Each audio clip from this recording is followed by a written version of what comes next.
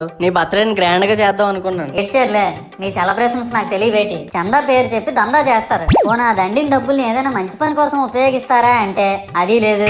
పైగా నా విగ్రహాన్ని కొనడానికి పెళ్లి సంబంధాల్లో పిల్లని చూడడానికి వెళ్ళినట్టు పలోమను 10 మంది వెళ్తారు. అందులో ఒకడికి ఆ బొమ్మ నచ్చిందని, ఇంకోటికి ఈ బొమ్మ నచ్చిందని. నా కర్మ ఏంటంటే అక్కడ ఉన్నవన్నీ నా బొమ్మలే. మళ్ళీ తీరా 10 మందికి ఒక బొమ్మ నచ్చాక అమ్మేటోడు అలుసుగా తీసుకొని 10,000 15,000 అని బాంబు పేలుస్తాడు. ఎందుకురా బాబు ఇంత రేట్ అంటే కలకత్తా నుంచి తెప్పించాం అంటాడు. నాకు అర్థం కానిది ఏంటంటే ఎక్కడైతే నేను కలకత్తా నుంచి అయితే నాకన్నా మునగాడు వస్తాడా, అక్కడ కూడా నేనే కదా.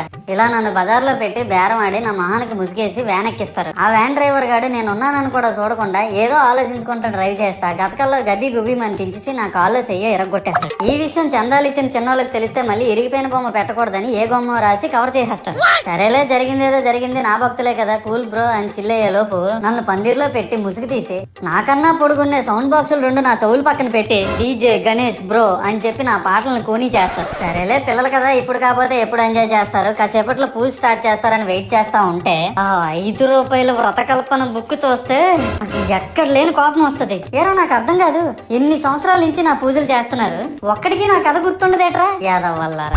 ఓ నా బుక్ లో చూసిన దాన్నైనా తిన్నంగా చదువుతారా అంటే అది ఉండదు. ఏదో బాగా అటర్ ఫ్లాప్ అయిపోయిన తెలుగు సినిమాకి రివ్యూ చెప్పినట్టు చదువుతారు ఒక్కొక్కడును. ఇంకా తర్వాత 9 రాత్రుల పాటు నాకు ఎన్ని సినిమాలు చూపించాలో అన్ని సినిమాలు చూపిస్తారా. ఇందులో ఫన్నీ పార్ట్ ఏంటంటే నేను ఎన్ని బ్యాచ్లను చూస్తాను తెలుసా. ప్రతి వీధి పందిరి దగ్గరికి తిరుగుతూ నా విగ్రహాలకు రివ్యూ ఇచ్చే బ్యాచ్ ఒకటి, ప్రసాదాల కోసం ప్రతి పందిరి దగ్గరికి తిరిగే బ్యాచ్ ఇంకొకటి. ఇంకా దరిద్రం ఏంటంటే నాకు కొట్టిన కొబ్బరికాయలు ఏమైనా మిగిలిపోయేమో వాటిని తీసుకెళ్లి పచ్చడి చేసుకుందాం అనే బ్యాచ్ ఒకటి. ఇవన్నీ చూస్తూ 9 రాత్రులు గడిపాక సరేలే సాయంత్రం అనిపిస్తారులే అని కాలు మీద కాలు వేసుకొని కూర్చుంటే అప్పుడు మొదలవుతాదిరా నా నిమజ్జనం వ్యాన్ ముందు 90 వేసి నాగిని డాన్స్ చేస్తారు. అంటే నాకు అర్థం కాదు, 9 రోజులు వాళ్ళతో కలిసి ఉన్నానని నన్ను కూడా వాళ్ళ ఫ్రెండ్ లా ట్రీట్ చేస్తారా ఏంటి? అబ్బా అబ్బా అబ్బా అబ్బా మునిగినంత వరకు మనశ్శాంతి ఉండదురా బాబు నాకు. అంటే ఆ మాత్రం హడావడి లేకపోతే నీ గొప్పతనం 10 మందికి ఎలా తెలుస్తుంది స్వామి? ఇవన్నీ నీకు గొప్పలాగా ఉన్నాయారా. ఇప్పుడు 100-200 అడుగులు నా విగ్రహాన్ని తయారు చేస్తారు. నేను స్టడీగా నించుంటున్నాను కాబట్టి నాతో సెల్ఫీలు దిగుతున్నారు. అదే నేను రింగ్ రోడ్ లో నడిచాను అనుకో పరిస్థితి ఏట్రా.